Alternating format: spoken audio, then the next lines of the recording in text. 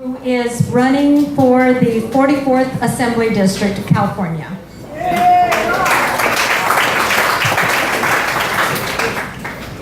I wanted to share with you all a little bit about who I am. I was born and raised in San Diego, California, in a town called Coronado. My father was a naval officer, 3 tours of Vietnam, and my mother was the president of Republican Women. I walked precincts with her when I was young. I remember walking precincts for Nixon for his second term, and I remember my mom's heart being broken when Nixon stepped out of office. I remember the depression that came through our town, and I remember when Gerald Ford beat Reagan, which was my mother's idol. She loved Ronald Reagan. The reason why I share that with you is my mom passed away about 3.5 years ago, and she was in ICU, and she had lung cancer. And only a few people can go into ICU at a time, and so a couple of my siblings were in there, and my sister and I were out in the ICU.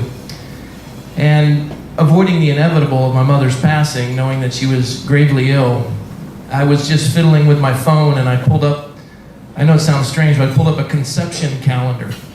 And what you do is you type in your birth date, and then you get to see the day you were conceived. A little weird, but I didn't want to think about these things. So as I pulled this up, the date that came up is I was conceived the day that Kennedy was shot.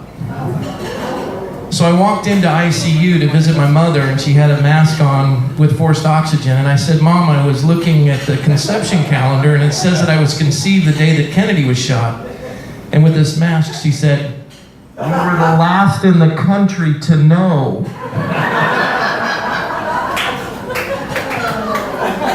And then interestingly enough, in October 27th of 1964, the year I was born August 10th, but in October 27th of 1964, one of the most remarkable speeches that took this country by surprise was when Ronald Reagan endorsed Barry Goldwater.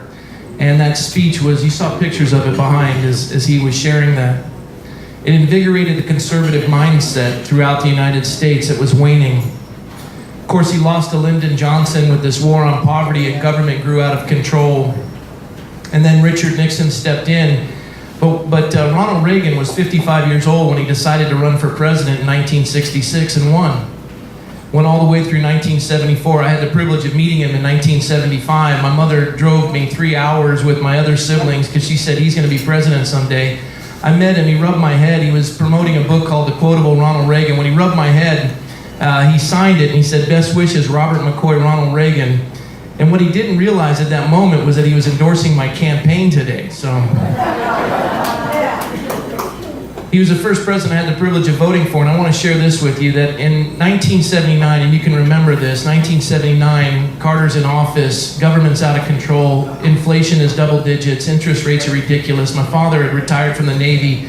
He'd drive over the San Diego Bay Bridge and watch the ever-decreasing status of our Pacific fleet as our military was in desperate straits.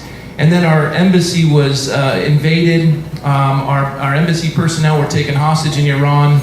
And as we watched this misery unfold on the television, an attempted rescue by some of our special forces, and our helicopters were strewn across the desert in that failed attempt.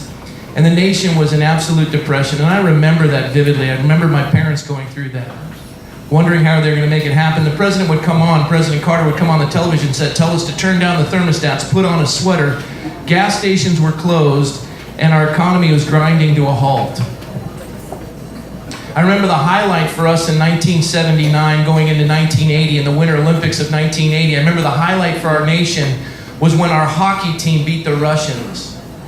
That was like Seabiscuit winning a horse race in the Depression. That's what we rallied around in the indomitable spirit as Americans.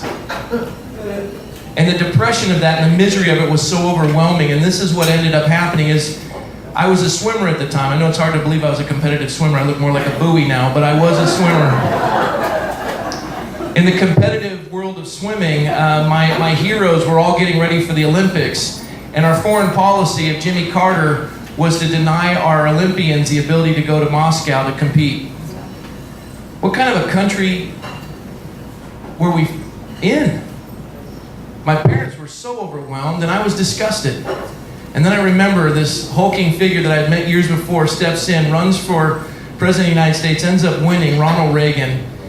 And the minute he's elected, the hostages are free, the lights on the gas stations go on, and the engine of America begins to churn again. And I had the privilege of witnessing all that. I remember in the process of that time in 1978, walking with my mother in the depression of Carter and pushing forward Proposition 13, which was the people's initiative that saved this state for the most part, or we'd be even worse, we'd be like Detroit right now. That was the influence upon my life.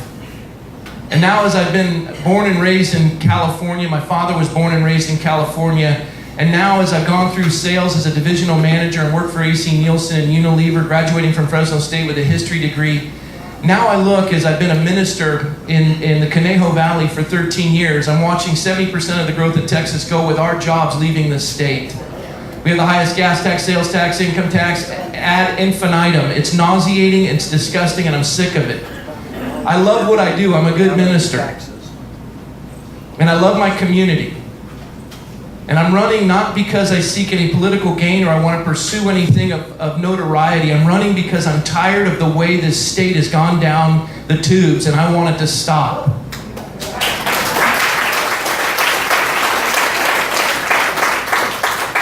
I'm tired of turning politics into a corporation where we have lobbyist money and union money running everything. I don't have a single dime of any lobbyist money. I have, with the exception of the Rand Paul PAC, which is my friend Rand Paul. His son William spent the summer with us. Other than that, I have no union money and I have no lobbyist money. I have the people's money, and I am not owned by the lobbyists and I'm not owned by the unions. I am here to do your bidding, and I'm here to work for the people of the 44th District, and I need your help. Let's get it done. God bless you guys.